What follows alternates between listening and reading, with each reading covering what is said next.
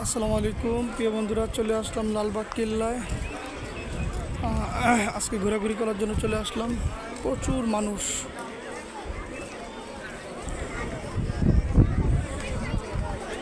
পরিবেশটা খুবই সুন্দর।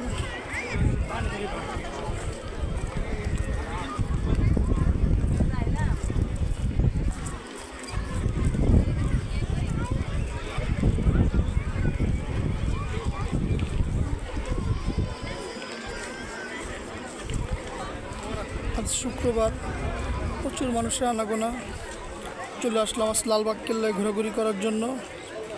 জায়গাটা খুবই সুন্দর, চমৎকার। অবশ্য রৌদ্র পড়ছে, রৌদ্র তাপে কিছু দেখা যাচ্ছে না।